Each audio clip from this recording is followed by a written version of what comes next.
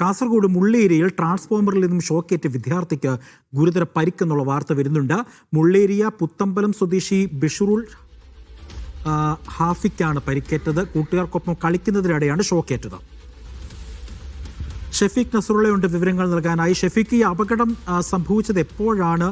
ഈ കുട്ടിയുടെ പരിക്ക് എത്രത്തോളം വലുതാണ്?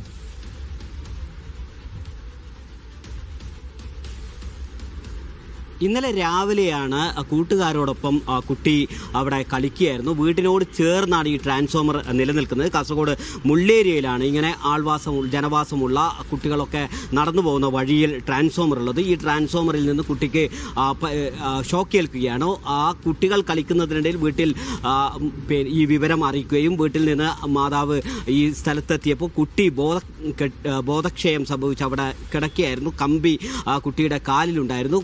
ഒരു മരക്കഷ്ണം ഉപയോഗിച്ച് കമ്പി മാറ്റിയതിനു ശേഷം ഈ കുട്ടിയെ പുറത്തെടുത്തു. പിന്നീട് അവിടെ ഉണ്ടായിരുന്ന തൊഴിലാളികൾ പ്രാഥമിക ശുശ്രൂഷ നൽകിയതിനു ശേഷം ആ കുട്ടിയെ മുള്ളേരിയ ആശുപത്രിയിൽ എത്തിച്ചു. അവിടെ നിന്ന് ഇപ്പോൾ കാസർഗോട്ടെ സ്വകാര്യ ആശുപത്രിയിൽ ചികിത്സയിലാണ്. കൈ പൂർണ്ണമായും ഈ പൊള്ളിയ നിലയിലാണുള്ളത്. കൂടുതൽ ദിവസം ആശുപത്രിയിൽ ചികിത്സ തേടേണ്ടി വരും എന്നാണ് ഡോക്ടർമാരിൽ നിന്ന് നമുക്ക് മനസ്സിലാവുന്നത്. ഈ ട്രാൻസ്ഫോമർ ജനവാസ കേന്ദ്രത്തിലുള്ള ഒരു സുരക്ഷയും ഒരുക്കാതെയാണ് ഈ ട്രാൻസ്ഫോമർ സ്ഥാപിച്ചിട്ടുള്ളത് എന്ന് നാട്ടുകാർ പറയുന്നുണ്ട്. നേരത്തെ അവർ പല പ്രാവശ്യം KCBയിൽ ഇത്തരം ഒരു അപകടമുണ്ടാവാനുള്ള ഒരു സാധ്യതയുണ്ട്. അതിന് കമ്പിവേലി സാധാരണ മറ്റു ട്രാൻസ്ഫോമറുകളിലൊക്കെ ഉള്ളതുപോലെ ഉയർത്തി അവിടെ കമ്പിവേലി സ്ഥാപിക്കണം എന്നൊരാവശ്യം രേഖാമൂലം തന്നെ ആവശ്യപ്പെട്ടിരുന്നു. എന്നാൽ അത്തരം ഒരു ആവശ്യവും പരിഗണിച്ചില്ല KCB. മുള്ളേരിയ ഡിവിഷന് കീഴിലുള്ള ട്രാൻസ്ഫോമറാണിത് എന്നാണ് മനസ്സിലാവുന്നത്. ഈ കുട്ടിയെ അപകടം പറ്റിയതിനു ശേഷം KCBയിലെ ഉദ്യോഗസ്ഥർ ആശുപത്രിയിൽ എത്തി സന്ദർശിച്ചിരുന്നു.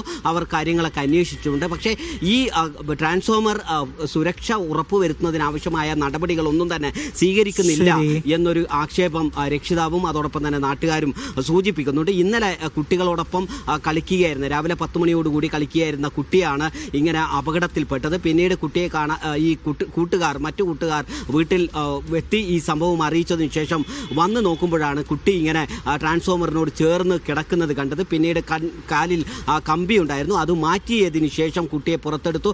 അവിടെ ഉണ്ടായിരുന്ന തൊഴിലാളികളാണ് ആദ്യം കുട്ടിക്ക് പ്രാഥമിക ശുശ്രൂഷ ഷെഫീഖ് നസറുള്ളയാണ് വിവരങ്ങൾ നൽകിയത്.